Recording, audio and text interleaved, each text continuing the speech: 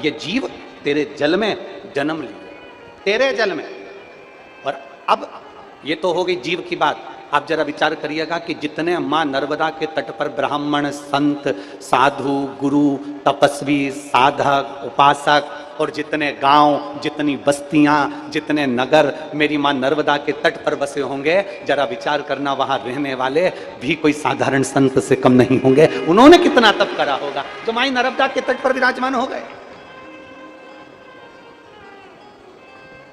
और जितने आज कथा में बैठे हो, पंडालों में तो जगह नहीं है, पर रोडों पर जो बैठे हुए हैं, पेड़ों की छांव में जो बैठे हुए हैं, जो इधर उधर जहां तहां विराजमान है, गाड़ियों के नीचे अपना अपना टेंट, अपना अपना छाता लगा लगा कर जो लोग बैठे हुए हैं, जरा ध्यान देना कि मां नर्मदा की गोद में जो जीव जन्म लिया वो भाग्यशाली है। मां नर्मदा के तट पर जितने जीव रह रहे हैं, जो गांव, जो संत, जो शहर, जो नगर, साधु, सन्यासी, ब्राह्मण, संत, तपस्वी जो मां नर्मदा के तट पर रह रहे हैं, वो तो भाग्यशाली हैं। पर आज आप और हमारा भी भाग्य है जो मां नर्मदा ने अपने को झाला देकर यहां कथा सुनने के लिए बुला दी। ये आप और हमारा भाग्य है। और जितने आस्था चैनल पर कथा सुन रहे हैं, जितने फेसबुक यूट्यूब पर कथा सुन रहे हैं, जितने सोशल मीडिया पर कथा सुन रहे हैं, वो भी भाग्यशाली हैं जो मां नर्मदा के तट से, ओमकारेश्वर जी की पवित्र भूमि से ये कथा मानधाता राजा की पवित्र भूमि से श्रवण करी जा रही है। और वो राजा मानधाता कोई साधारण नहीं थे, जिनकी ये धरती है, जिनकी ये भूमि है। उज्जैन में क्या महाकाल बाबा ऐसे ही प्रकट हो गए? काशी में क्या मेरे विश्वनाथ जी ऐसे ही प्रकट हो गए? सोमनाथ जी में क्या मेरे सोमेश्वर महादेव ऐसे ही प्रकट हो गए? नागेश्वर भगवान क्या ऐसे ही प्रकट हो गए? मल्लिकार्जुन क्या ऐसे ही प्रकट हो गए? केदारनाथ जी में क्या केदारेश्वर बाबा ऐसे ही प्रकट हो गए? क्या वेदनाथ जी में वेदनाथ जी ऐसे ही प्रकट हो गए? क्या ओमकारेश्वर में मेरा ओमकारनाथ ऐसे ही प्रकट हो गया? नहीं, मेरा ओमकारेश्वर बाबा ऐसे ही प्रकट नहीं हुआ।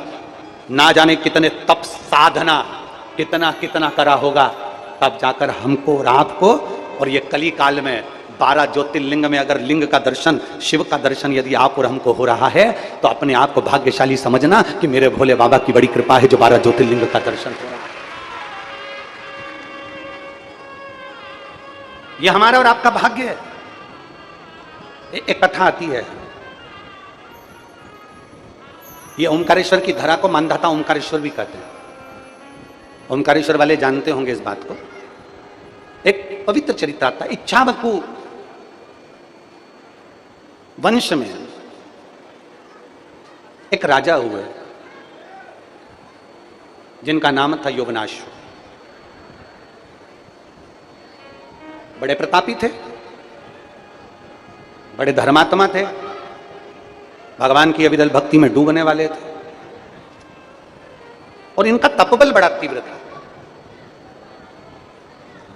पर मेरा जो देवाधिदेव महादेव है ना, वो बड़ी बड़ी विचित्र विचित्र लीला करते हैं। मेरे शंकर बड़ी विचित्र विचित्र लीला करते हैं, बहुत विचित्र लीला।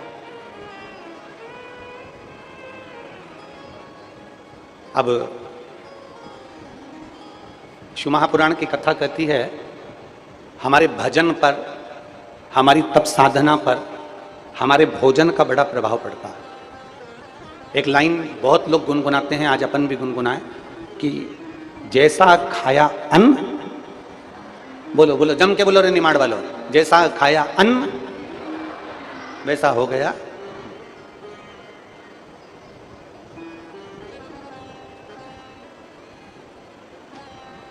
जैसा खाया अन्न वैसा हो गया।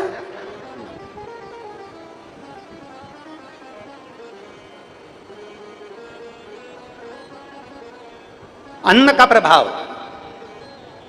एक चरित्र आता है, एक राजा थे, एक सेठ था, और वो सेठ जब सोता तो रात्रि में उसको एक स्वप्न आता कि मेरे घर में पानी टपक रहा। अब ऐसा सपना तो आप लोगों को भी हर कभी आता रहता होगा, कोई ना कोई स्वप्न आप लोग देखते ही रहते होंगे। तो सेठ जी को स्वप्न आया कि मेरे घर में पानी टपक रहा है। अब सेठ जी मन में विचार करते, मैं रोज सोता, रोज पानी टपकता दिखता। अब विद्वानों से जाकर उसने पूछा कि महाराज बताओ पानी टपकना कैसा होता है? तो महाराज अब विद्वानों ने कह दिया कि पानी टपकना ऐसा होता है, वैसा होता है, सब बता दिया विद्वानों ने, जो विद्वान बता सकते थे उन्होंने बताया। अब एक विद्वान ने पूछा कि यह बताओ कि पानी टपकने का सपना क्या रोज आ रहा है, प्रतिदिन? अब सपना भी आता है तो रोज बदल बदल के आए तो चल जाए कि भाई कभी दिन तुमको बिमलाबाई दिख जाए, कभी तुम्हें कमलाबाई दिख जाए, कभी बेरू सिंह दिख जाए, हैं, कभी रामकिशन दिख जाए, कभी अपना परदादा जी दिख जाए, कभी दादाजी दिख जाए, कभी अपना पुराना घर दिख जाए, कभी अपना नया घर दिख जाए, कभी कुछ दिख जाए, कभी कुछ दिख जाए। तो ये सपने आते रहे, चल जाए। कभी सांप दिख गया, कभी बिच्छू दिख गया, ये सपना तो आता रहता है। एक विद्वान ने पूछा, ये बताओ क्या तुमको रोज पानी टपकता हुआ दिखता? उसने कहा कि हाँ महाराज जी, बस समझ में नहीं आता कि मैं रोज, बस दिन में भी अगर मैं थोड़ी देर लेट गया तो मुझे ऐसा लगता है कि मेरे घर में पानी टपक रहा। मैं रात को भी सो गया तो सपने में आता है कि पानी टपक रहा। मेरा अच्छा खासा बंगला, 4 मंजिल की मेरी बिल्डिंग, अब इसमें पानी कहां से टपकेगा गुरुजी? मेरे को समझ में नहीं आया। गुरुजी ने कहा अच्छा अभी जा, मैं तुझे बाद में बताऊंगा, जा। अब वो सेठ जी चले गए और सेठ जी गए तो वो जाते जाते जाते जाते 3-4 दिन बाद फिर वो अपने मित्र को लेकर संत के पास आ गए। गुरुदेव गुरुदेव गुरुदेव। गुरुजी ने पूछा क्या हुआ? कि वो पानी टपक रहा अभी भी। गुरुजी ने पूछा अभी भी पानी टपक रहा? हाँ। पक्का? हाँ। अब गुरुजी ने पूछा एक बात बता, तू रोज तुझे पानी टपकता दिखता है सपने में, अब तू मुझे बता कि तेरे घर में कौन कौन रहता है? तो कहा गुरुजी मेरी पत्नी है, मेरा बेटा है, मेरी बेटी है, मेरे माता है, मेरे पिता है, मेरे घर में नौकर है, चाकर है, सब है। फिर गुरुजी ने पूछा अभी बता भोजन कौन बनाता है? तो सेठ जी ने कहा एक भोजन बनाने वाली बाई आती है माता जी, और वो भोजन बनाती है। अच्छा ठीक है, भोजन बनाती है वो? हाँ ठीक है। और तू भोजन करता है? बिल्कुल।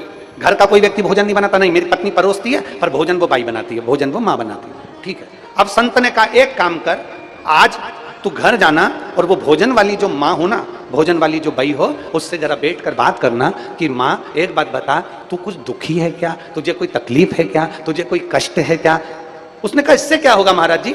तो सेठ जी से कहा सेठ तू जरा जाकर मालूम तो कर। अब सेठ जी गए, भोजन बनाने वाली माँ जब भोजन बना रही थी, भाई जब भोजन बना रही थी, सेठ जी उसके पास में गए और जाकर पूछ लिया माँ एक बात बता, तू भोजन बनाती है, तेरे को कोई कष्ट है क्या? तेरे को कोई दुख है क्या? तेरे को कोई तकलीफ है क्या? इतने में बूढ़ी माँ रोती हुई बोली मैं क्या बताऊं सेठ जी, मेरा घर, बारिश का समय, 3 बच्चे मेरे, और वो घर में छपरे में से पानी दिन भर टपकता रहता है। मैं उसके टेंशन में इतनी रहती हूँ, मेरे बच्चे गीले होते रहते हैं, मैं कैसे उनको सुलाऊं? ये मेरा दुख है। मैं दिन भर यही सोचती रहती हूँ मेरे बच्चे कैसे सोएंगे, क्या करेंगे, पानी टपकता है मेरे घर के अंदर, बस वो मेरी तकलीफ है। इतने में दौड़ कर सेठ जी अपने संत के पास गए, गुरुजी मैंने उससे पूछ लिया, वो कह रही थी कि मैं दुखी हूं, मेरे घर में पानी टपकता है। बस गुरुजी ने कहा भोजन बनाने वाली जैसा भोजन बनाते समय अपनी बुद्धि और विवेक को रखती है, वैसा खाने वाले पर असर पड़ जाता है, और वो असर तुझ पर पड़ गया, वो असर तुझ पे पड़ा। जैसा खाया अन्न, बोलो बोलो रे जीजीओन साहब बोलो, मेरे जीजाओन भी बोलो, जैसा खाया अन्न वैसा हो गया मन।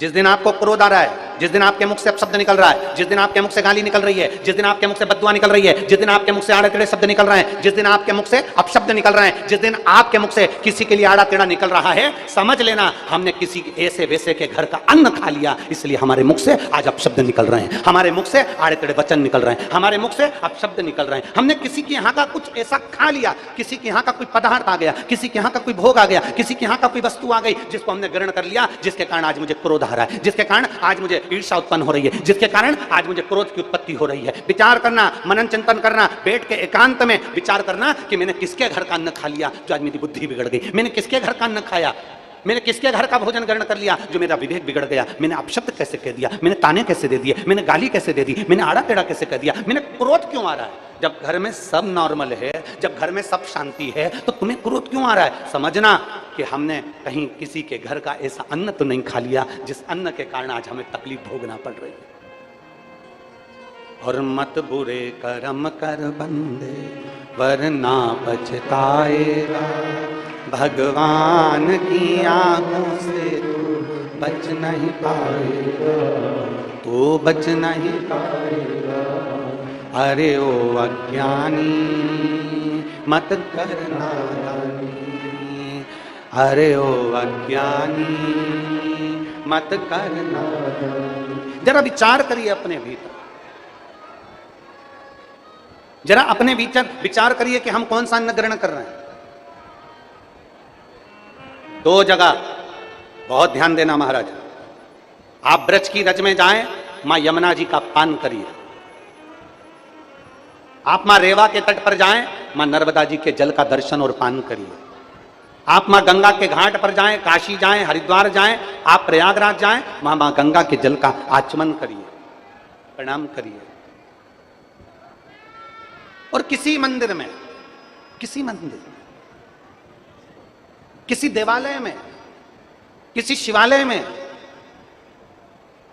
मेरे राम के मंदिर में, मेरे कृष्ण के मंदिर में, मेरे शंकर के मंदिर में, मेरे नारायण के मंदिर में, मेरे गुरुजन के मंदिर में, मेरे दत्त भगवान के मंदिर में, मेरे भगवान के मंदिर में, 33 कोटि देवताओं के मंदिर में, और किसी सदगुरु की शरणागति में, किसी संत की कहीं समाधि स्थल पर, किसी संत के दरवाजे पर, किसी संत के आश्रम पर, किसी संत के द्वार पर अगर पहुंचे तो दो चीजों का स्मरण करना। एक बार वहां की रज को अपने मस्तक जरूर चढ़ाना, और दूसरी बार वहां अगर पीने के लिए पानी मिल जाए, जल आचमन करने के लिए मिल जाए तो जल का आचमन जरूर करना। उससे हमारा मन, तन और बुद्धि पवित्र होती चली जाती है।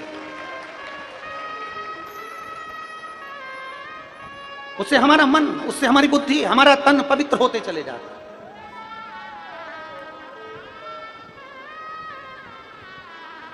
मैं धन्यवाद दूंगा संपूर्ण ओमकारेश्वर के आसपास के सभी ग्रामीण वासियों को। खरगोन, खंडवा, मोरटक्का, चाहे उस पार नर्मदा जी के बसे हुए गांव हों, चाहे इस पार के सारे गांव हों, चाहे वो बूंदी हो, चाहे वो आसपास के सतवास हो, ये हो, सब आसपास के ग्रामीण वासियों को साधुवाद दूंगा कि मां नर्मदा जी के तट पर चल रही इस कथा में ऐसा कोई गांव का व्यक्ति नहीं है जिसने सहयोग नहीं करा।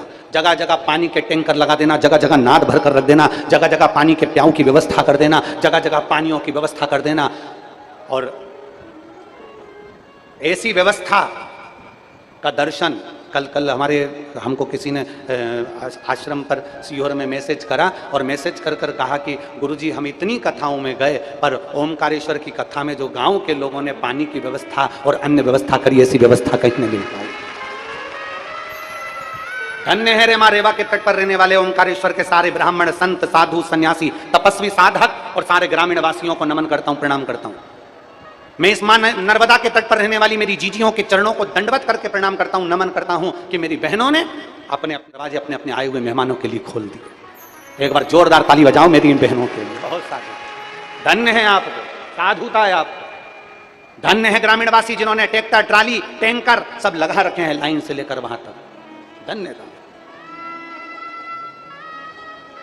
और मिला ये मानव का जो देह मिला है ना, मानव का जो शरीर मिला है ना, ये बड़ी मुश्किल से मिला, बड़ी मुश्किल। वो कहते हैं ना, अरे मैंने मानव जन्म तुझको हीरा,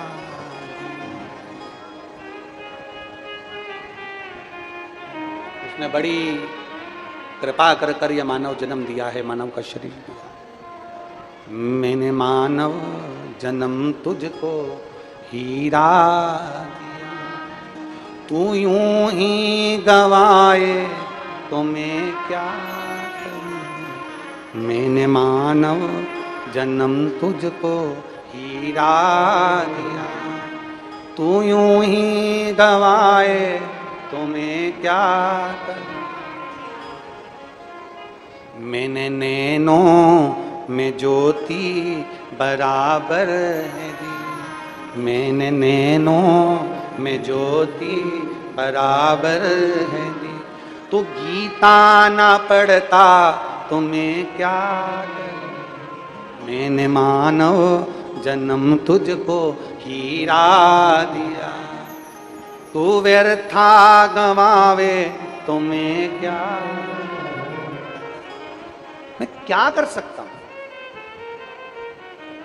मैंने वाणी, मैंने जिभ्या पे वाणी बराबर की दी, मैंने जिभ्या पे वाणी बराबर की दी।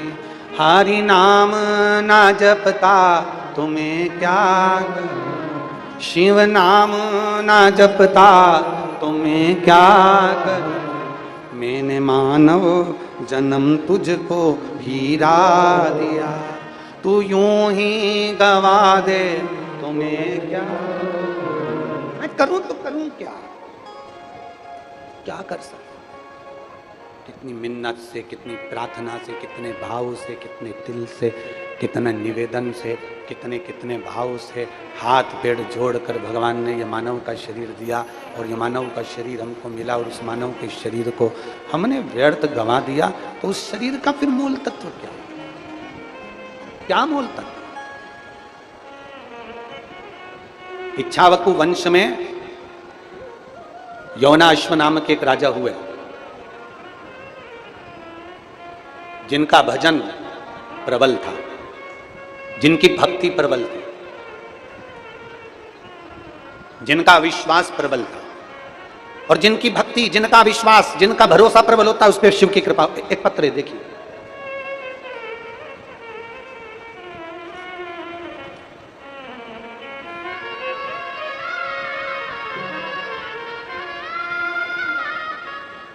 मेरा नाम अनमोल पटेल है, मैं जिला कानपुर की रहने वाली हूं। कहीं बैठी हैं?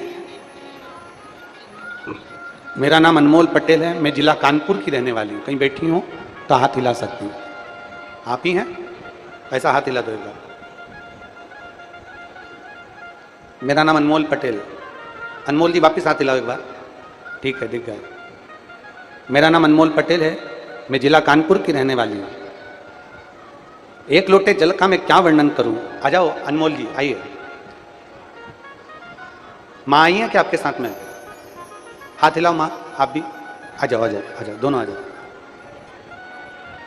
मेरा नाम अनमोल पटेल है, मैं जिला कानपुर की रहने वाली हूं। गुरुजी, आप लोग पत्र को एलईडी पर पढ़ सकते हैं, आस्था चैनल पर पत्र को पढ़ सकते हैं। मेरा नाम अनमोल है, अनमोल पटेल, मैं जिला कानपुर की रहने वाली हूं। गुरुजी, एक लोटे जल का मैं क्या गुणगान करूं?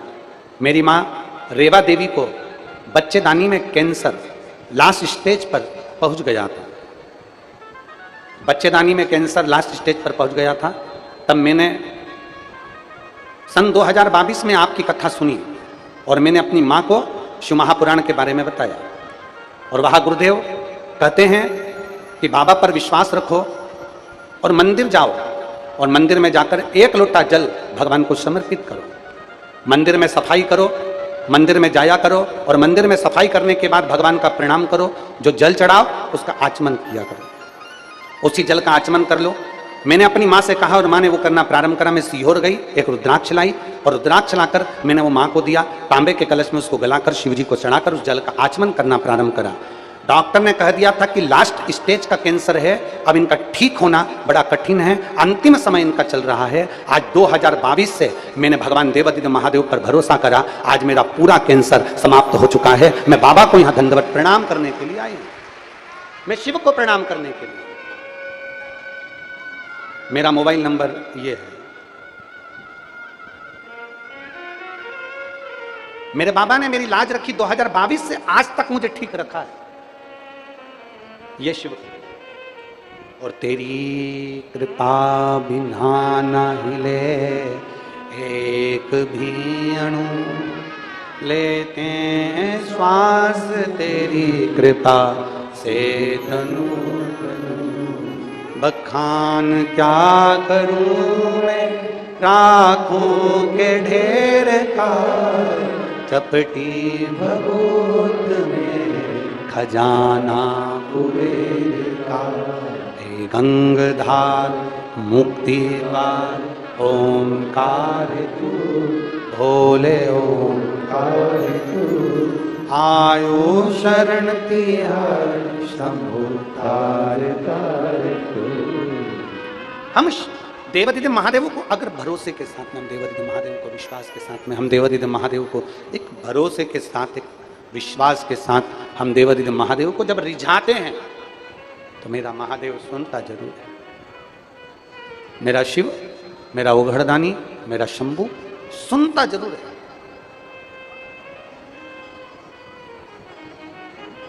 और मेरी जीजियों, और जितने मेरे जीजा बैठे हैं और जितने मेरे भाई बहन यहाँ पर बैठे हैं, जितनी मेरी माताएं बैठी हैं, जितने मेरे भाई बंधु बैठे हैं, उन सब से कहूंगा, मेरी बेटियों से कहूंगा, मेरे बेटों से कहूंगा, आवाज में, मेरी बेटियों से कहूंगा, मेरे बेटों से कहूंगा, आप कर्म करो,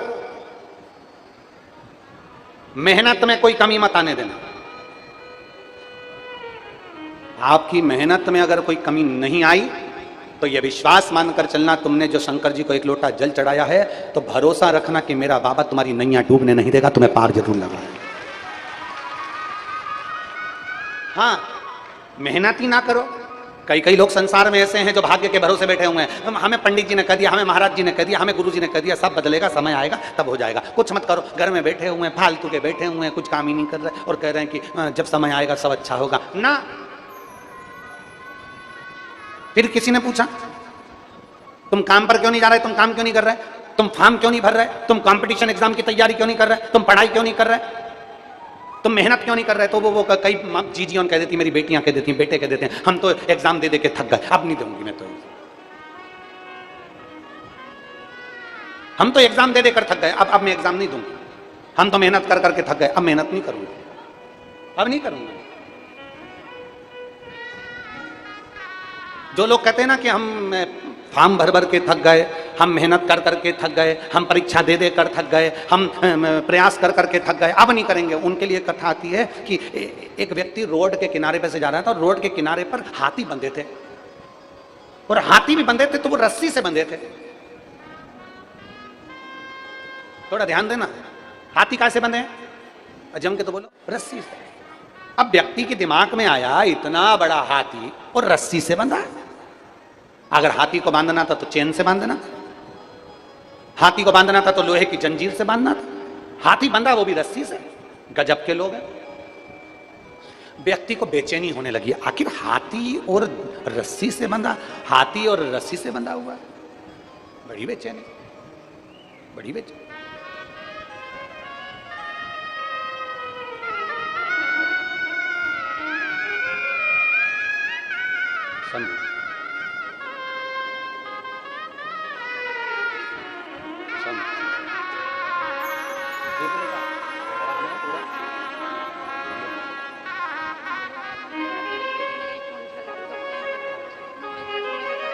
ठीक है,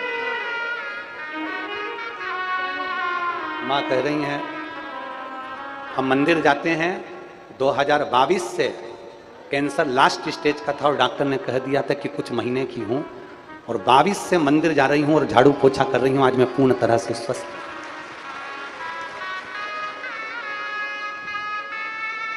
और खाली ना जाता कोई दर से तुम्हारे, मैं भी खड़ी हूँ।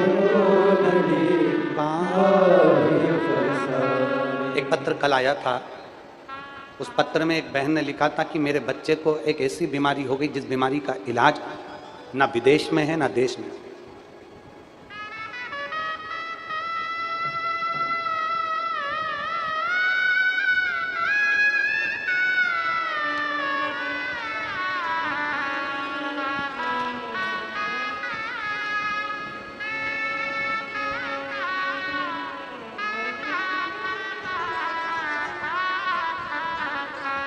जिसने पत्र लिखा था, अगर वो बैठी हो, अपने बच्चे को लेकर आई हैं, जिनके बच्चे को एक बीमारी हो गई थी जिसका इलाज, जिसके कारण पूरे पांव से धीरे धीरे बच्चा चलना बंद कर देता है और शरीर उसका काम करना बंद कर देता है, जिस बीमारी का नाम भी उन्होंने लिखा था।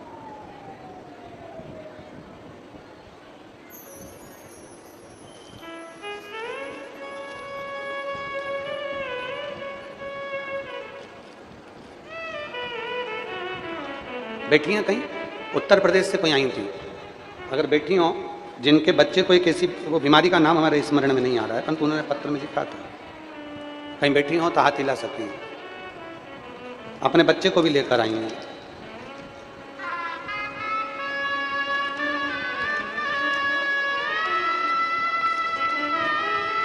शंभू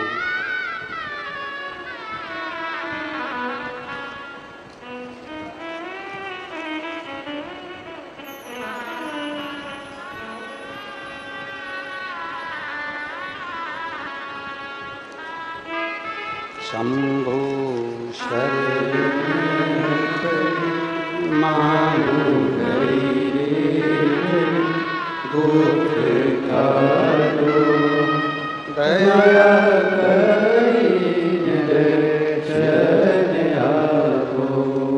शंभो शरण पड़ी मांगो घड़ी रे घड़ी दुख काटो दया करिए दर्शन आपको। शिव कथा कर रही है, वो पत्र ढूंढना पड़ेगा, बहुत सारे शिव कथा कर रही है, भगवान शंकर का संवाद कर रही है।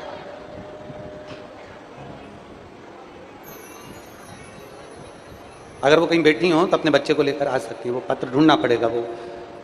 तो उन्होंने पत्र में लिखा कि उस बीमारी का इलाज कहीं नहीं है, उसमें धीरे धीरे पांव काम करना बंद करते हैं, शरीर काम करना बंद करता है और बाद में वो पांव और शरीर पूरा काम करना बंद कर देता है। और मेरी बेटी ने, मेरे बच्चे ने चलना बंद कर दिया। और शिव के मंदिर में चढ़ा हुआ जल, शंकर के मंदिर में चढ़ी हुई बेलपत्र इतना प्रभाव कर गई कि मेरा बच्चा आज बाबा की कृपा से ठीक होकर इस पंडाल में आकर बैठा। उसने पत्र में लिखा। कहीं बैठे हो तो हाथ जरूर हिलाइएगा। ये शिव कृपा से, ये शंकर की, यहां कोई नहीं है। और महापुराण की कथा फिर कहती है, दुनिया के लोगों पर भरोसा करोगे तो एक दिन वो भरोसा टूट जाएगा, और मेरे महादेव पर भरोसा करोगे तो कभी जिंदगी में नहीं टूटेगा। वो भरोसा टूट ही नहीं सकता।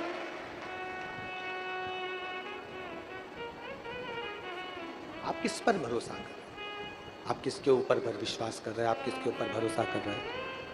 आप किसके ऊपर भरोसा कर कर बैठे हो? किसके ऊपर भरोसा आप कर रहे हो? आपके ऊपर वो निर्भर करता है। आपका विश्वास किसके प्रति है वो आप पर निर्भर करता है।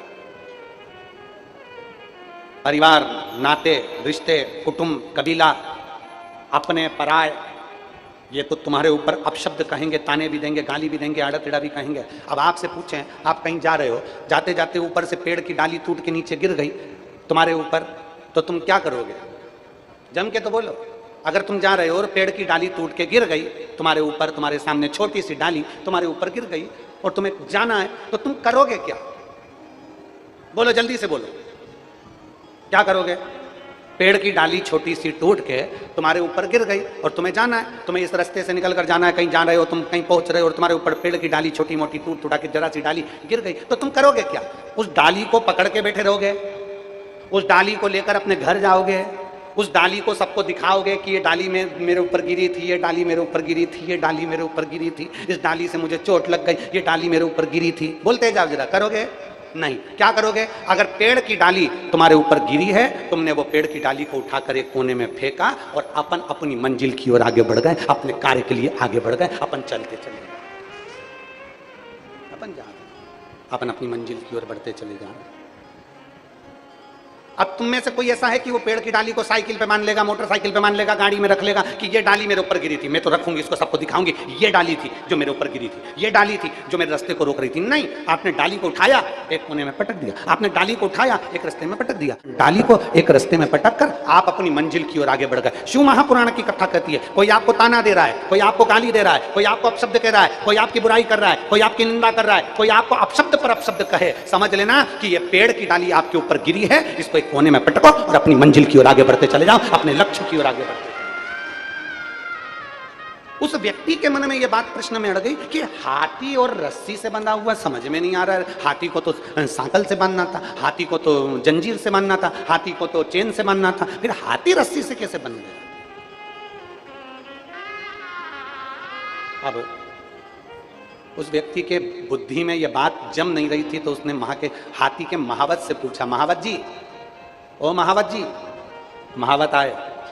महावत ने पूछा, क्या बात है भैया, ये बताओ, इतना बड़ा विकराल हाथी रस्सी से बंधा हुआ है, समझ में नहीं आ रहा ये कैसे हो सकता है?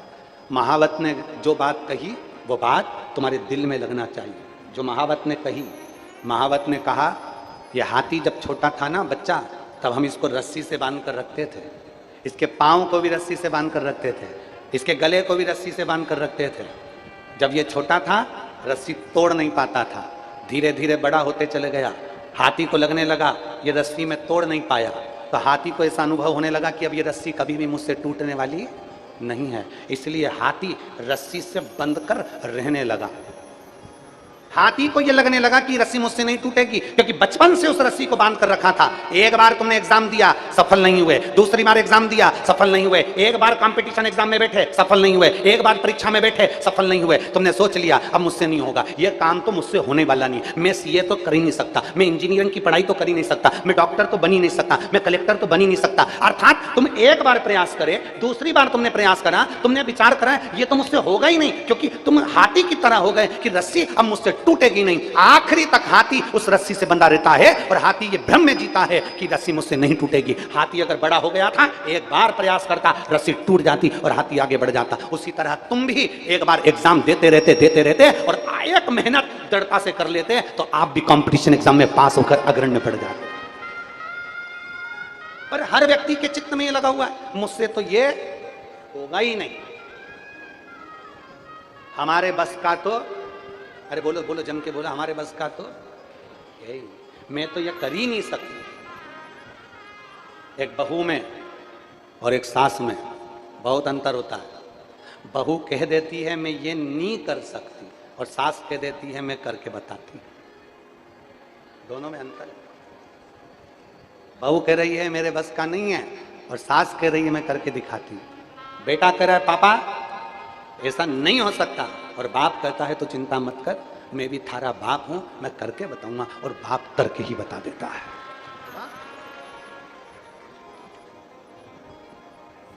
हम भ्रम में जी रहे हैं।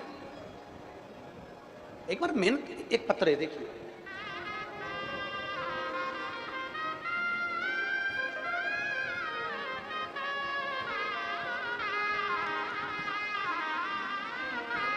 मैं रजनी काग रतलाम से यहाँ आई हूँ।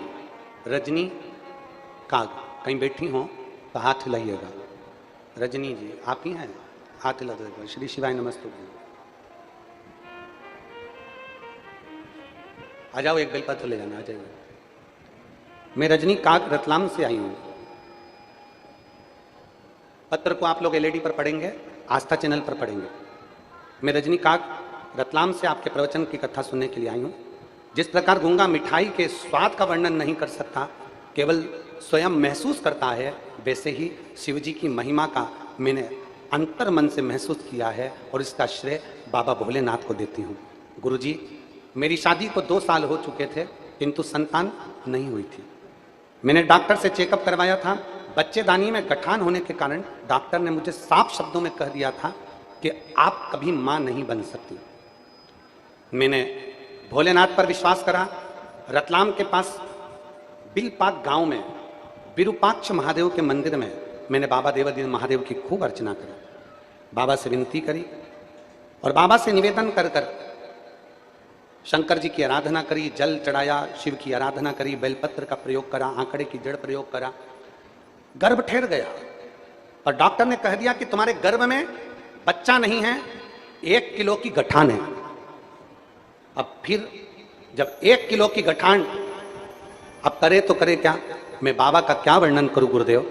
बाबा की ऐसी कृपा हुई कि समय के अनुसार गर्भ में जो बच्चा था उसने जन्म लिया और जन्म लेने के बाद जब गठान की सोनोग्राफी दूसरी बार 6 महीने के पश्चात, बच्चे के जन्म के बाद जब दूसरी बार सोनोग्राफी कराई गई तो जो 1 किलो की गठान थी वो भी पूरी गल चुकी थी। मैं बाबा को यहां धन्यवाद देने के लिए, मैं शिव को धन्यवाद देने के लिए। अब ये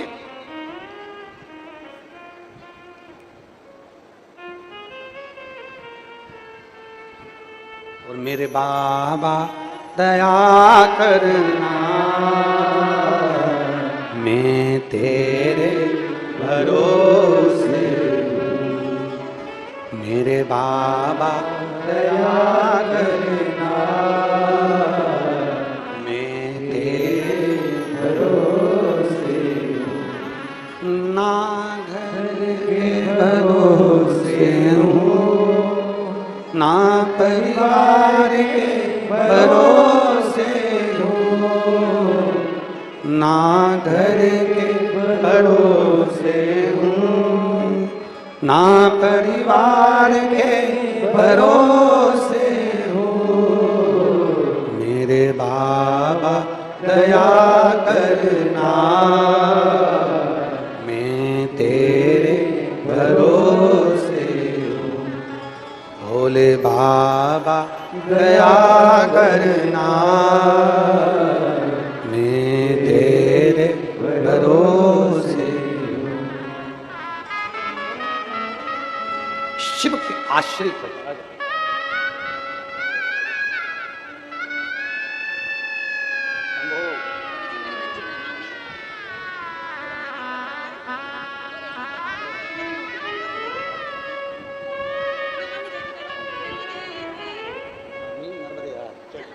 शंभो, हम उसके आश्रित हो जाए। और जिस दिन शिव महापुराण की कथा कहती है, जिस दिन हम उसके आश्रित हो गए, फिर हमें किसी के आश्रय में जाने की जरूरत नहीं पड़ेगी। वो सब संभाल, सब हमारे सुख को, हमारे दुख को, हमारे जीवन की सभी उलझनों को वो संभाल। अपने कर्म करने में पीछे मत हटो। एक बार मेहनत कर कर देखिए, लगन लगा कर देखिए।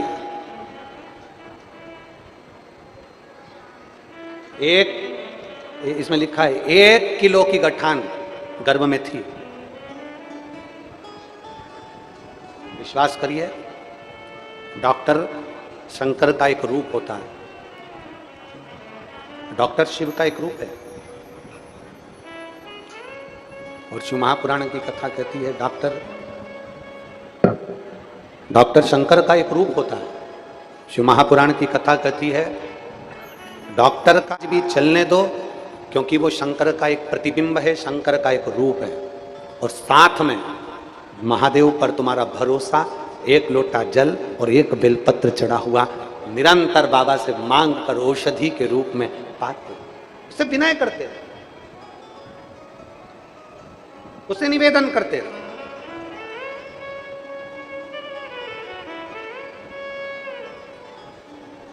और जब आप उससे निवेदन करेंगे, प्रार्थना करेंगे, और बहुत ध्यान देना इस प्रसंग पर कि यहां शास्त्र कह रहा है, यहां यौवनाश्व की कथा कर रही है। राजा यौवनाश्व शंकर जी पर इतना भरोसा करते थे, इतना विश्वास करते थे, शिव जी पर इतनी दृढ़ता थी उनकी, पर एक कमी थी यौवनाश्व की। हाँ, उसकी आंख में एक बार आंसू आ गए, और आंसू आए तो उसकी पत्नी ने पूछ लिया, रानी ने पूछ लिया यौवनाश्व से कि तुम्हारी आंख में जल।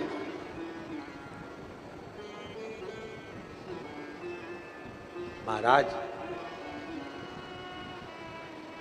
शंकर का भक्त अगर रोता है ना, तो ना जाने कितनों को रुला देता है। इसलिए शिव महापुराण की कथा एक बात कहती है कि जीवन में प्रसन्न रहना सीखो। प्रसन्न, जीवन में जितने खुश रह सकते हो उतने खुश रहना सीखो। दुनिया में जितने आनंद में रह सकते हो उतने आनंद में रहना सीखो। आपकी खुशी को कोई छुड़ा ना दे, आपकी प्रसन्नता को कोई छुड़ा ना दे। और फिर निवेदन करूंगा, पहले की कथा में कहा, आज फिर कहते हैं, 1 घंटे की खुशी चाहिए तो 1 झपकी ले लो। मतलब थोड़ी देर, अरे बोलो तो जम के, जो पहले बोल चुके हम आज फिर कह रहे हैं, 1 घंटे की खुशी चाहिए तो झपकी ले लो। 1 दिन की खुशी चाहिए तो गाड़ी लेकर कहीं पिकनिक करने, कहीं घूमने, कहीं हिल स्टेशन चले जाओ। कितने दिन की खुशी? जम जम के बोलते जाओ जरा। 1 घंटे की खुशी चाहिए तो क्या करना पड़ेगा? झपकी ले लो। 1 दिन की खुशी चाहिए तो क्या करना है? कहीं घूमने चले जाओ। 1 महीने की खुशी चाहिए तो आज ही शादी कर लो।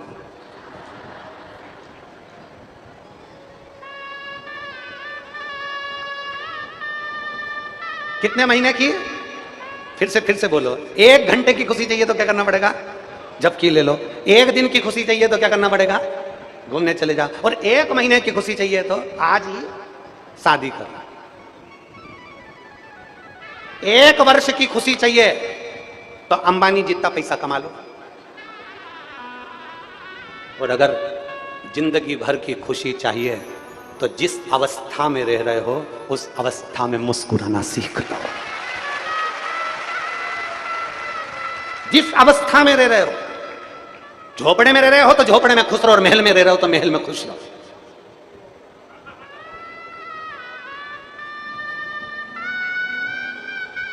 जिस स्थान पर जैसा समय मिल जाए, जैसी घड़ी, जैसा पल मिल जाए, वैसे रहना खुश। और खुशी अगर सीखना है तो नर्मदा जी के तट पर रहने वाले एक एक झोपड़े में रहने वाले व्यक्ति से सीखो कि नर्मदा जी जब उछाल पर आती है, घरों में पानी भरा जाता है, तो भी उसके चेहरे की स्माइल कम नहीं होती, और माँ जब चली जाती है अपनी खेती में फिर लग जाता है, स्माइल खत्म नहीं।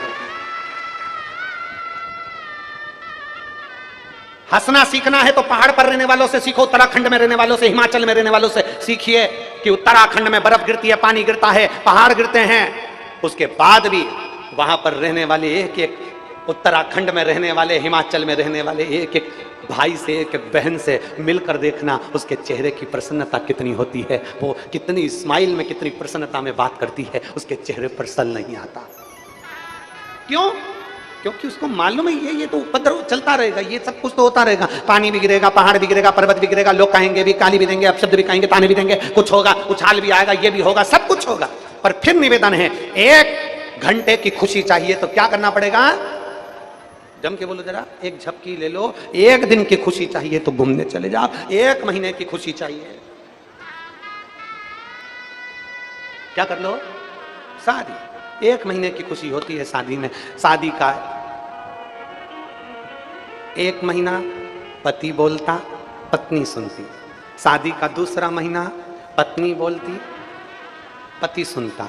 शादी के बाकी के महीने पति पत्नी दोनों बोलते, पूरा मोहल्ला सुनता। खुशी चाहिए, 1 घंटे की खुशी चाहिए, सो लो। 1 दिन की खुशी चाहिए, घूमने चले जाओ। 1 महीने की खुशी चाहिए, शादी कर लो। 1 वर्ष की खुशी चाहिए तो अंबानी जितना पैसा कमा लो। और जिंदगी भर की खुशी चाहिए तो सुख में रहो, चाहे दुख में रखो। जाई विधि राखे राम, ताई विधि रहिए। जिस हालात में रह रहे हो उसमें प्रसन्न रहिए, जिस हालात में।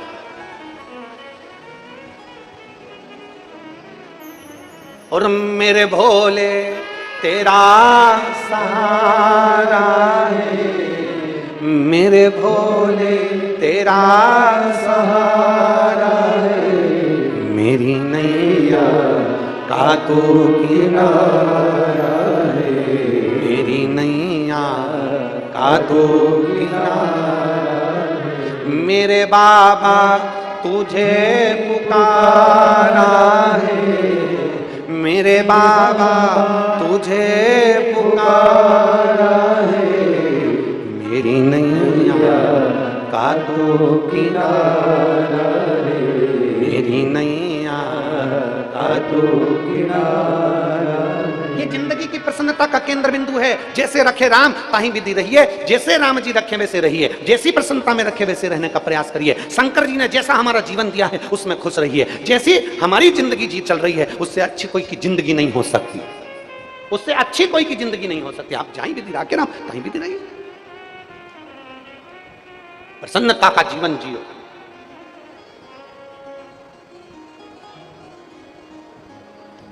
कौन दुखी नहीं संसार में? अरे बोलो तो जम के, ऐसा कोई बता दो जिसको दुख नहीं है। और जिस जिसकी जिंदगी में दुख आया शंकर भगवान ने उसका दुख टाला। मेरे भगवान कृष्ण ने शंकर की आराधना करी है, शिव की आराधना करी है। मेरे राम जी ने लंका पर चढ़ाई करने से पहले शिव की आराधना करी है। ऐसा कोई बता दो जिसने शंकर की आराधना नहीं करी हो, शिव की आराधना नहीं करी हो। जितने देवता, 33 कोटि देवी देवताओं का एक लेख उठाकर देखिए कि सबने शंकर की आराधना करी, शिव की आराधना के बिना रहे नहीं। कथा कर रही है, शिव महापुराण की कथा वर्णन करती है। यौवना अश्व राजा बड़े धार्मिक और भगवान शिव के प्रति जागरूक, परंतु एक दुख, उनकी आंखों में आंसू आ गए और उनकी धर्मपत्नी ने पूछ लिया कि तुम रो रहे? शंकर का भक्त रोए ये अच्छी बात नहीं है।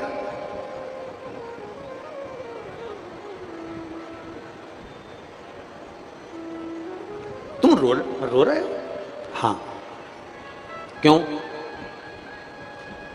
यौवनाश्व ने कहा कि मेरे रोने का कारण केवल इतना है कि मेरे घर संतान की प्राप्ति नहीं है, मेरे घर में औलाद नहीं है।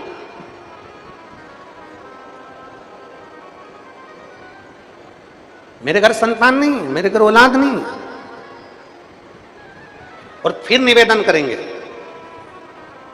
तुम रूका जी का नाम लेकर, तुम रूकेश्वर महादेव का नाम स्मरण कर कर सफेद आंकड़े की जड़ देवादित्य महादेव पर से घुमाकर कमर में नारी अगर बांधती है, थोड़ा समय लग सकता है, फाइल अगर मोटी है तो थोड़ा दुख काटने में समय लग सकता है, पर मेरा महादेव किसी की गोद खाली नहीं रख सकता, संतान जरूर देता, औलाद जरूर देता। मेरा महादेव खाली नहीं रख सकता। और जो निवेदन, जो प्रार्थना हम करते हैं, वो निवेदन, वो प्रार्थना आप भी रोज करा करो। हे भोलेनाथ, किसी स्त्री की, किसी नारी की गोद खाली ना रहे और किसी पुरुष की जेब खाली ना रहे, भरे रहे। स्त्री की गोद खाली रहती है तो उसको बहुत सुनना पड़ता है, बहुत झेलना पड़ता है, बहुत बहुत सुनना पड़ता है। और पुरुष की जेब खाली रहती है तो उसको भी बहुत सुनना पड़ता है। लोग ठुकरा देते हैं, ताने देते हैं, अपशब्द कहते हैं, गालियां देते हैं, आड़े टेढ़े शब्दों का संबोधन करते हैं, ताने देते हैं, अपशब्द कहते हैं, गालियां देते हैं, आड़ा टेढ़ा करते हैं। अरे जिसके पास धन नहीं होता उससे पूछो,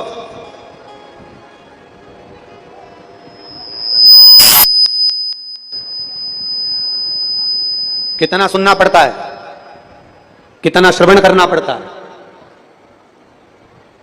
कोई नहीं गिनता, कोई। और फिर निवेदन है, इस पवित्र भूमि से, इस मां नर्मदा के तट से, ओमकारेश्वर बाबा की भूमि से फिर निवेदन है, बाबा से ऐसा प्रणाम कर कर जाना। शिव महा, भले आप ओमकारेश्वर के रहने वाले हो, भले आप आसपास के रहने वाले हो, भले 50 किलोमीटर, 60 किलोमीटर, 100 किलोमीटर, 70 किलोमीटर दूरी से आए हो, भले आसपास के रहने वाले हो, 50 बार ओमकारेश्वर आते होगे, 1000 बार ओमकारेश्वर आते होगे, 1000 बार मां नर्मदा जी का स्नान करने आते होगे, पर 1000 बार आप ओमकारेश्वर आए होगे और मां नर्मदा की स्नान करने के लिए, प्रणाम करने के लिए आए होगे, पर शिव महापुराण की कथा में बैठे हो तो बाबा से अपने दिल की बात जरूर कहकर जाना, मेरा ओमकार बाबा सुनेगा जरूर और झोली भरेगा जरूर। विनय कर कर जाओ, बिना विनय के एक पत्र है।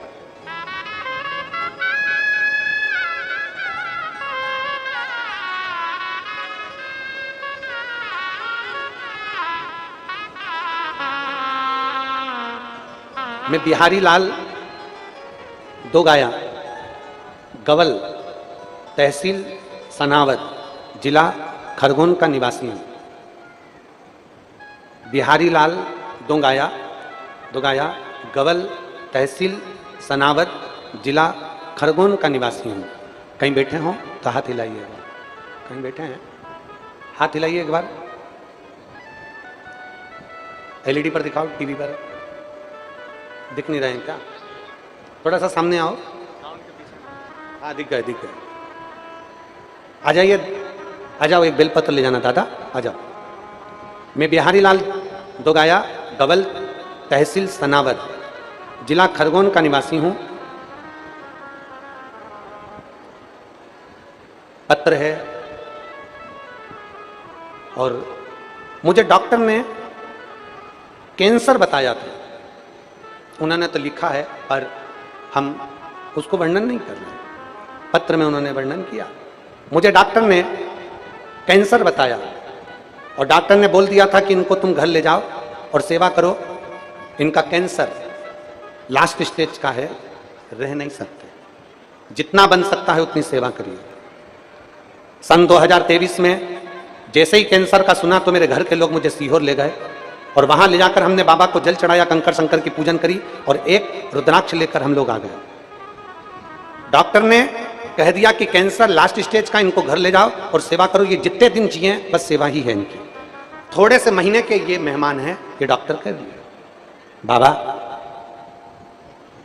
हम जब से सीहोर से आए, रुद्राक्ष लेकर शंकर के मंदिर जाना चालू कर दिया, शिव जी को जल चढ़ाना प्रारंभ कर दिया, श्री शिवाय नमस्तुभ्यम का मंत्र जपते रहे और बाबा को जल चढ़ाकर पीते रहे।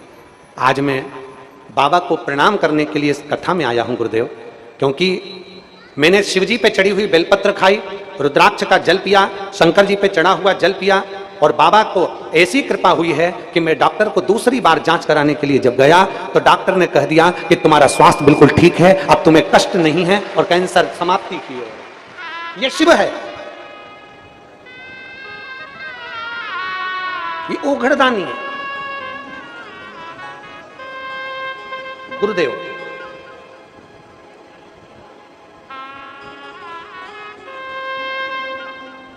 बिहारी लाल जी दो गया गवल वाले और मोबाइल नंबर उन्होंने नीचे लिखा।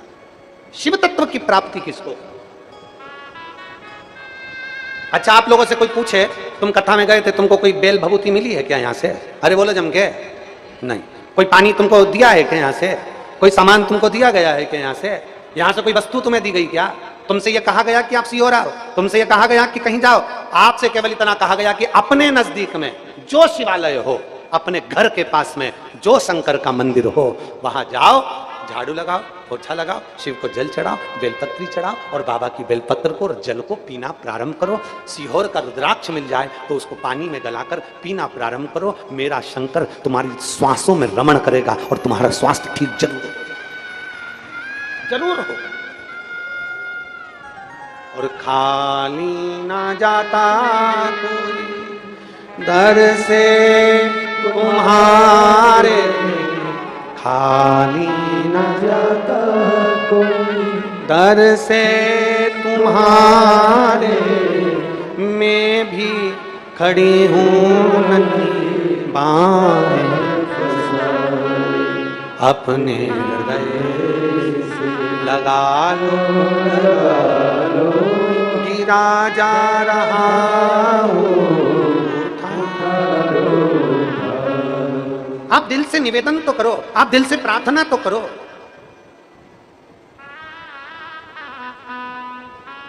आप आए हो इतनी दूर से, बाबा से निवेदन तो कर देखो।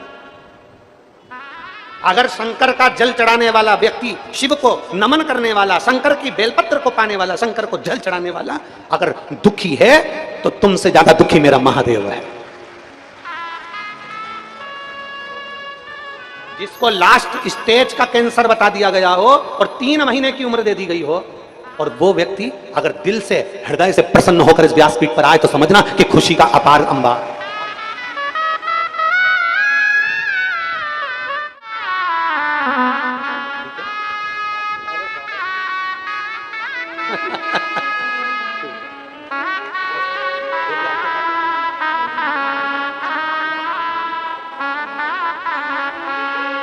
रिश्ता तेरा मेरा सबसे प्यारा, रिश्ता तेरा मेरा सबसे प्यारा, मैं मेरा बाबा, मैं हूँ तेरा लाला, मैं हूँ तेरा लाला। तू मेरा बाबा, मैं हूँ तेरा लाला, मैं हूँ तेरा लाला। तू मेरा बाबा, मैं हूँ तेरा लाला, मैं हूँ तेरा लाला। शिव ने एक लोटा जल से दुनिया के लोगों को प्रसन्नता दी है। और आज सबसे बड़ी तकलीफ का विषय तो यही है ना कि दुनिया की जो लोग सोच कर बैठे थे हम ये कर लेंगे, हम वो कर लेंगे, मेरे बाबा ने एक लोटा जल से सारी समस्या का हल कर दिया। इसलिए दुनिया के लोग ताने दिए बिगड़ रहते हैं। आज लोग अपशब्द कहते हैं, ताना देते हैं, शिवपुराण को अपशब्द कहते हैं। कई लोग कहते हैं ये तो टोना है, ये टोटका है। भले तुम टोना का हो चाहे टोटका करो, पर ऐसे व्यक्ति के चेहरे पर अगर स्माइल आ जाए तो वो टोना टोटका भी श्रेष्ठ है। वो टोना टोटका भी श्रेष्ठ है। 20 साल में अगर गर्भ से बच्चा हो जाए तो वो टोना टोटका भी श्रेष्ठ है। 15-15, 19-19 साल बाद अगर औलाद हो जाए तो वो टोना टोटका भी श्रेष्ठ है। 10-10 साल का कैंसर भी अगर ठीक हो जाए, लीवर किडनी भी ठीक हो जाए तो वो टोटका भी श्रेष्ठ है। भले तुम अपशब्द कहो, ताना देते रहो, गाली देते रहो। आग लगे बस्ती में मस्ती में, क्या किसको रोई है, चादर तान के सोई है। शिव की भक्ति साधारण नहीं हो सकती। और कोई आए और पूछे शंकर की भक्ति किसको कहते हैं, किसी को बुलाने के लिए कोई बस नहीं भेजी गई, किसी को बुलाने के लिए गाड़ी नहीं भेजी गई, कोई पत्र नहीं भेजा गया। एक बार जरा जाकर रोड का नजारा देखिए, मोरटक का रोड का।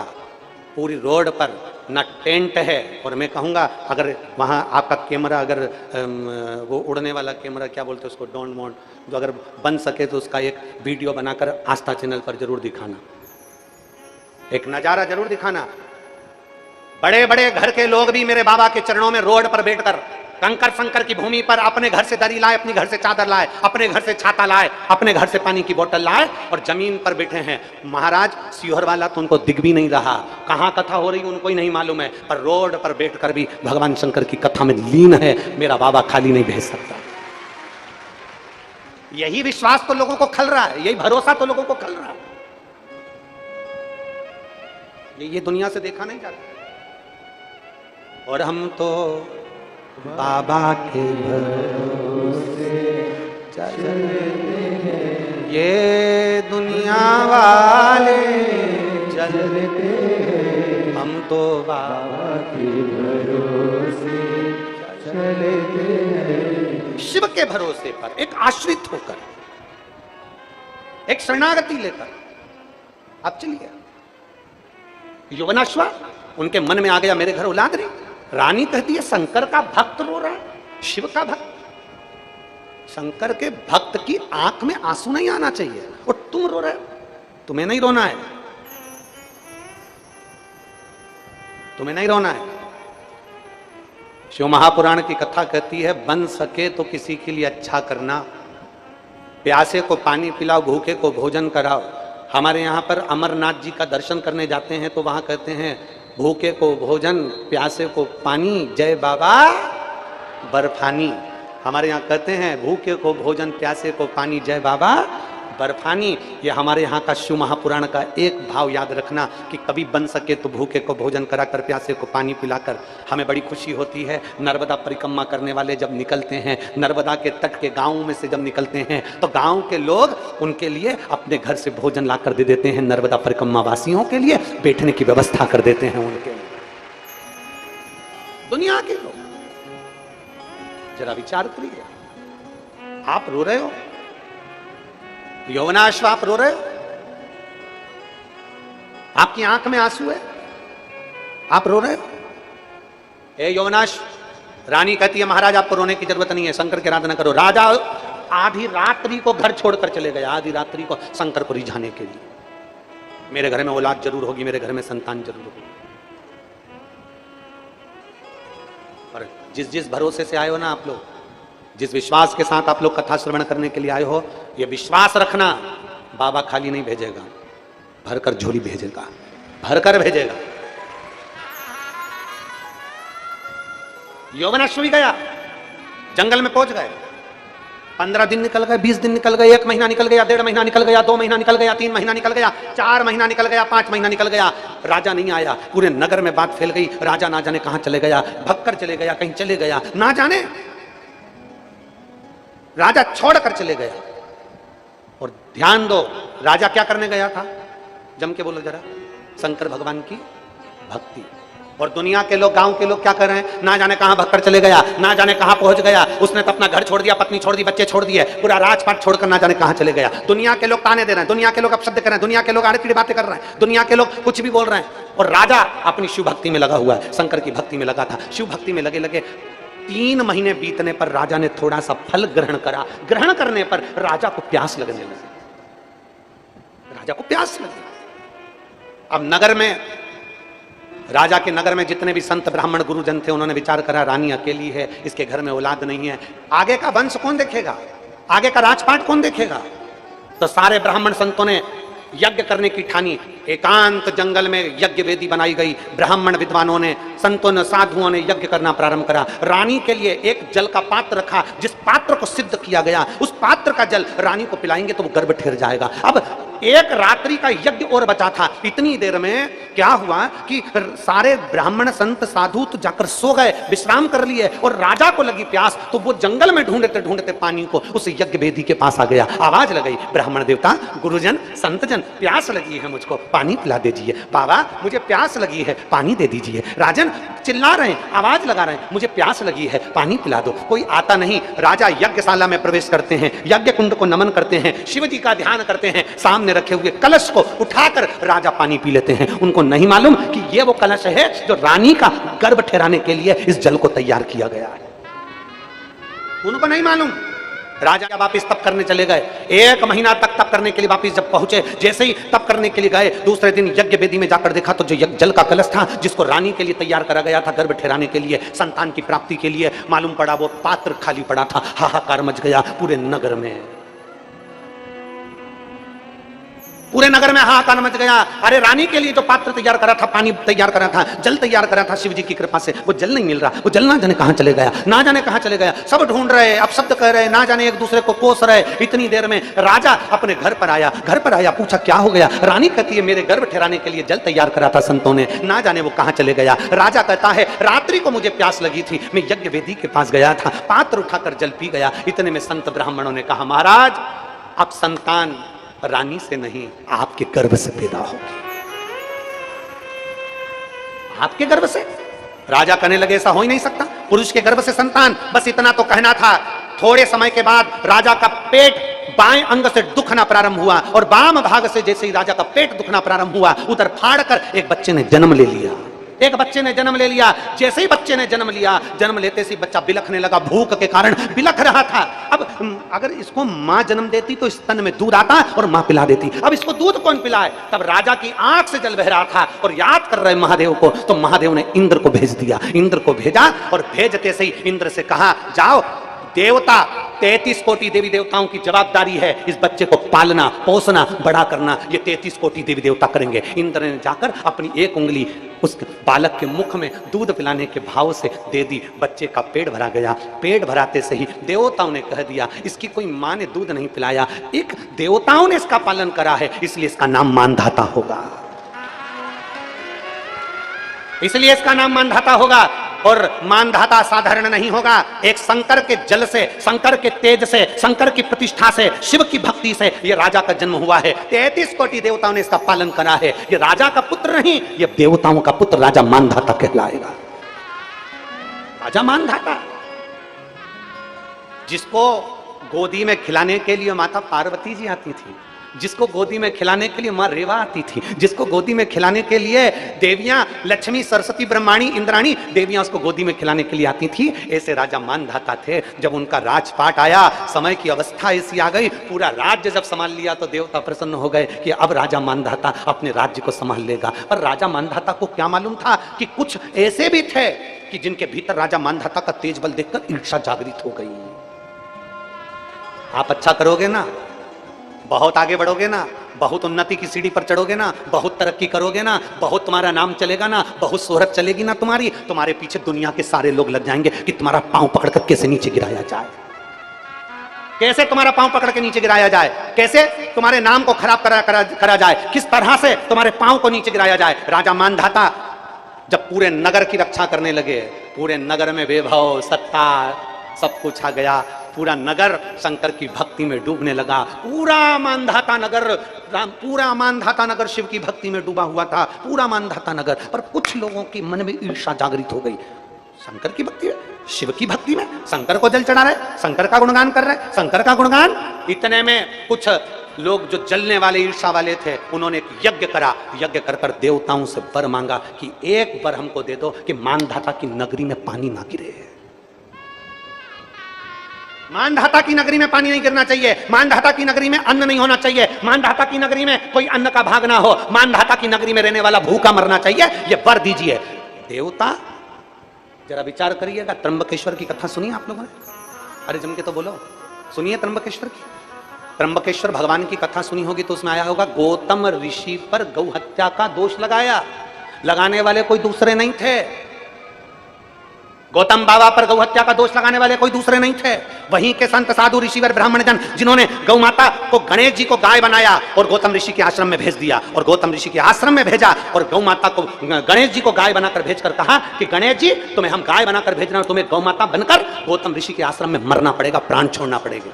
गणेश जी ने कहा ऐसा मत करो, क्यों ऐसा कर रहे हो? बस तुम्हें मरना है गौतम ऋषि के आश्रम में, तुम्हारे प्राण छूटना चाहिए गौतम ऋषि के आश्रम में। और गौतम बाबा के आश्रम में गणेश जी गाय बनकर गए और उनके प्राण छूटे। सारे लोगों ने हाहाकार मचा दिया, ये गौतम ऋषि तो ढोंगी है, इसने ऐसा कर दिया, गौ हत्या का दोष लगा दिया गौतम ऋषि पर। गौतम ऋषि भटकते रहे। तब उनकी धर्म पत्नी ने भगवान ब्रह्मा विष्णु महेश की आराधना करी। तब ब्रह्मा विष्णु महेश 3 शिवलिंग के रूप में प्रकट हो गए और नाम त्र्यंबकेश्वर पड़ गया। ईर्षा करने वाले किसी भी तरह का इल्जाम लगा सकते हैं। ईर्षा करने वाले, तुमसे नफरत करने वाले तुम्हारे ऊपर कोई भी इल्जाम लगा सकते हैं, कोई भी उंगली उठा सकते हैं। तैयारी रखिएगा। मानधाता की नगरी में पानी नहीं गिरना चाहिए, मानधाता की नगरी में अन्न नहीं होना चाहिए, मानधाता की नगरी में सब भूखे रहना चाहिए, मानधाता की नगरी में एक अन्न का भाग नहीं होना चाहिए, एक अन्न का भाग मानधाता की नगरी में नहीं होना चाहिए। यज्ञ करा, देवताओं को रिझा लिया, देवताओं को रिझाया तो गरुड़ वरुण सबको बुलाकर कह दिया मानधाता की नगरी में पानी ना गिरे, मानधाता की नगरी में अन्न ना हो, मानधाता की नगरी में सब अकाल पड़े, भूखा रहे, मानधाता की नगरी में सूखा पड़ने लगा, हाहाकार मचने लगी, सब जीव परेशान होने लगे। राजा मानधाता के पास गए, मानधाता ये नगर के लोग कहां जाएंगे, ये नगर के लोग कहां जाएंगे, किसके सामने जाकर हाथ फैलाएंगे? आप ही ना तारोगे तो कौन तारेगा मेरे महाकाल, आप ही अपने निगाहों से नहीं निहारोगे तो कौन निहारेगा मेरे कालाधिपति, कृपा करिएगा, कृपा करिए। हमारा कुछ न बिगड़ेगा, तुम्हारी शान जाएगी, पकड़ लो हाथ त्रिपुरारी, नहीं तो डूब जाएगी। हमारा क्या बिगड़ना है? लोग क्या कहेंगे, किसको कहेंगे, ताना किसको कहेंगे कि शंकर का भक्त मानधाता, शिव की उपासना करने वाला मानधाता, शंकर की गर्जना करने वाला मानधाता, और उसकी नगरी सुखी, उसका नगर सुखा। ईर्षा करने वालों ने देवताओं को प्रसन्न कर मानधाता की नगरी में पानी नहीं गिरने दिया। ईर्षा करने वाले कुछ भी कर सकते, पर आपका विश्वास पक्का रखना, आपका भरोसा पक्का रखना। एक पत्र है, देखिए।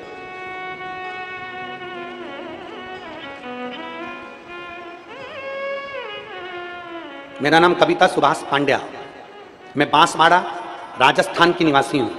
मेरा मोबाइल नंबर ये है, कहीं बैठी हो तो हाथ हिला सकती हैं।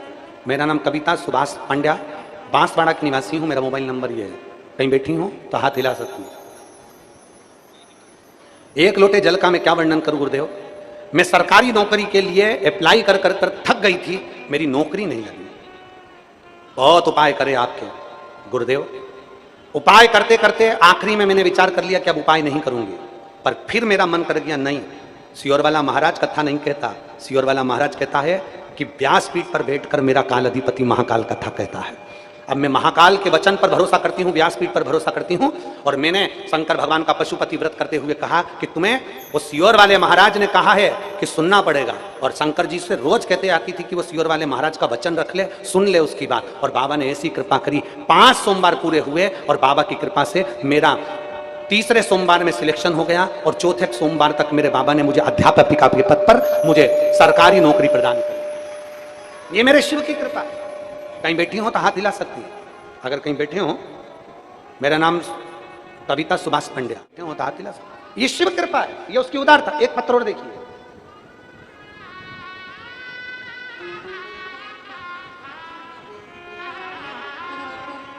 रीना पति मदन पाटिल, इंदौर की रहने वाली हूं। मोबाइल आप लोग ये पत्र एलईडी पर पढ़ सकते हैं।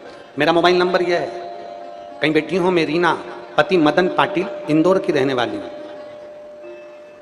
कहीं बैठी हो तो हाथ हिला सकती हूँ। मैं रीना पति मदन पाटिल, इंदौर की रहने वाली हूँ। गुरुजी, मेरे भोले बाबा का मैं क्या गुणगान करूं। मेरे पास बहुत बड़ी मुसीबत आ गई थी। मुझे महामारी में तकलीफ होने पर डॉक्टर को दिखाया तो उन्होंने मुझे सोनोग्राफी कराई तो उसमें अपेंडिक्स बता दिया, गांठ बताई। गांठ बताने के बाद में जब सीटी स्कैन वापिस कराया गया, एमआरआई कराई गई तो उसमें मुझे कैंसर बता दिया गया। मुझे कैंसर बताया, हम सब घबरा गए। और मेरी बड़ी बहन ने कहा कि तू चिंता मत कर, कैंसर बताया है ना तो रोती क्यों है, चिंता क्यों करती है, बाबा पर भरोसा रख। वो एक सियोर वाला महाराज कथा करता है, टीवी पर कथा सुनाकर हमने कथा सुनना प्रारंभ करी। आपने बेलपत्री चढ़ाकर खाने का बोला था, जल चढ़ाकर पीने का बोला था, रात्रि को 9:15 वाला उपाय बोला था, वो हमने करना प्रारंभ करा और 15 दिन के बाद मेरी वापिस रिपोर्ट जांच कराई गई तो ना मेरे को अपेंडिक्स था और ना मेरा कैंसर था। मेरे बाबा ने मुझ पर कृपा। ये शिव तत्व है, ये ओघड़ी है, ये शंभू, ये त्रिकालदर्शी, ये कैलाश। कहीं बैठी हो रीना पति मदन पाटिल इंदौर से, मेरा मोबाइल नंबर ये है, कहीं बैठी हो तो हाथ हिला सकती है। आई हैं, हाथ हिलाओ जरा एक बार। आ जाओ, एक बेलपत्र ले जाना, आ जाओ, आ जाइए। एक शिव के प्रति भरोसा, एक शंकर के प्रति विश्वास, एक शिव के प्रति दृढ़ता। और खाली ना जाता कोई दर से तुम्हारे, खाली ना जाता दर से तुम्हारे, मैं भी खड़ी हूँ नदी बारे फसाए, अपने हृदय से लगा लो गिरा जा रहा हो, उठा लो भोले अपने दर से, अब तो ना टालो, गिरी जा रही हो, उठा लो। उसके प्रति भरोसा जागृत कर लीजिए, उसके प्रति विश्वास जागृत कर लीजिए।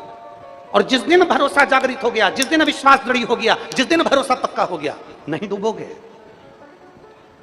नहीं।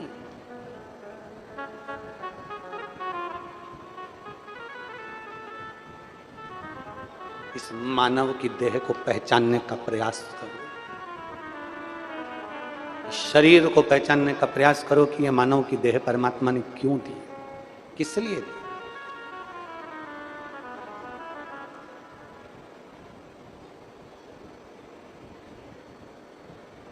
उसको पुकारो, वो आए। सारी समस्या का हल बोल बम का नारा है। आवाज आवाज तुम्हारी जम के आना चाहिए। बोल बम का नारा है। भरोसा पक्का करिए, विश्वास दृढ़ करिए। गौतम बाबा की धर्म पत्नी माहिल्या ने अपने विश्वास को पक्का कर लिया था तो ब्रह्मा विष्णु महेश को आना पड़ा और दुख मिटाना पड़ा। भरोसा पक्का करिए, विश्वास पक्का करिए, दृढ़ता पक्की करिए। एक पत्र देखिए,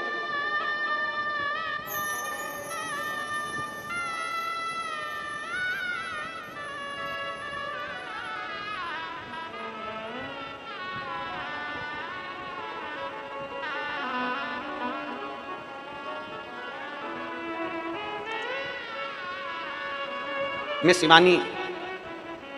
शिवानी अग्रवाल, पति गौरव अग्रवाल, कस्बा भीकन गांव, तहसील भीकन गांव, जिला खरगोन, मध्य प्रदेश की निवासी हूं। कहीं बैठी हैं शिवानी अग्रवाल? पति श्री गौरव अग्रवाल कहीं बैठे हों तो हाथ हिला सकते हैं अगर कहीं बैठे हों। गुरुदेव, हमारी शादी को 5 वर्ष हो गए थे, पर डॉक्टरों के हिसाब से मैं कभी मां नहीं बन पाती। टीवी पर कथा सुनी और बाबा से विनय करा, गुरुजी आपने पार्थिव शिवलिंग का पूजन करवाया, मैंने बाबा से प्रार्थना कर कर वो पूजन किया, उसकी एक बेलपत्र उठाकर रख ली। उस समय पर पार्थिव शिवलिंग का जब आप पूजन करा रहे थे सारी दुनिया के लोग हंस रहे थे, पर मैंने वो बेलपत्र रखी और बाबा से विनय करा, बाबा हमने सुना है कि पार्थिव शिवलिंग का पूजन करने से तू जो मांगा जाए देता है, मेरे यहाँ औलाद नहीं है बाबा, सबके ताने सुनती हूँ, कृपा कर बाबा। और बाबा की ऐसी कृपा हुई, 2/11/2022 को जब भीकन गांव में आपकी कथा हुई, दूसरा दिन था, मैं बाबा को प्रणाम करी और बाबा की ऐसी कृपा हुई कि मेरे यहाँ संतान की प्राप्ति हुई और मैं बाबा को यहाँ प्रणाम करने के लिए। शिव तत्व है, उस शिव तत्व को हमें पहचानना, उस शिव तत्व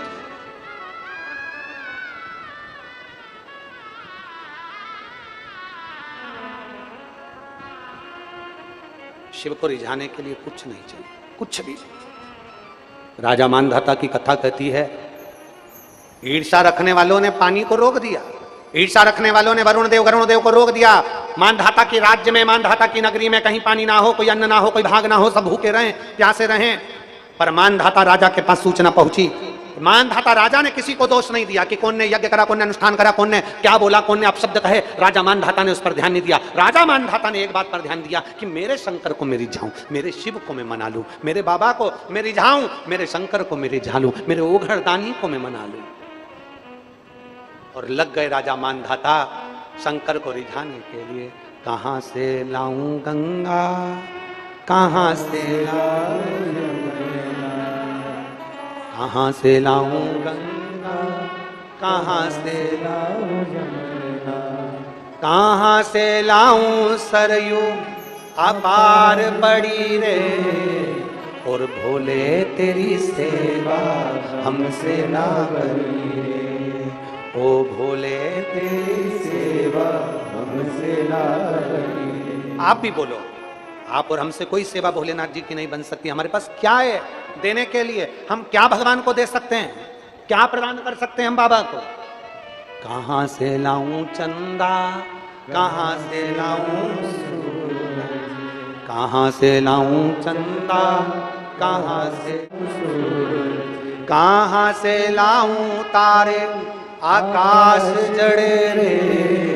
ओ भोले तेरी सेवा हमसे ना बनी रे, मेरे बाबा तेरी सेवा हमसे ना बनी रे। कहां से लाऊं लड्डू, कहां से लाऊं पेड़ा, कहां से लाऊं लड्डू, कहां से लाऊं पेड़ा, कहां से लाऊं बर्फी वो शक्कर चढ़ी रे।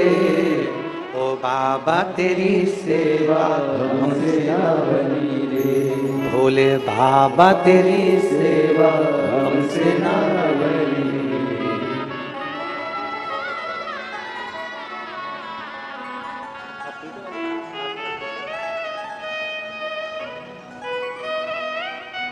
जो पहला पत्ती दी है उनको डॉक्टर ने कैंसर बताया था, इंदौर से आई हैं। बाबा ने पूर्ण तरह से स्वस्थ करा, एक बार जोरदार ताली बजाएं। और ये बेटी ने बांसवाड़ा से आई है, जो सरकारी नौकरी के लिए जो अप्लाई करी थी और नहीं हो रहा था, और बाबा के भरोसे आश्रित होकर कार्य किया। एक बार जोरदार ताली बाबा सबके भंडार। कहां से लाऊं गंगा, श्री शिवाय नमस्तुभ्यम। अगर कथा अच्छी लगे तो लाइक करें, शेयर करें, चैनल पे नए हैं तो सब्सक्राइब करें।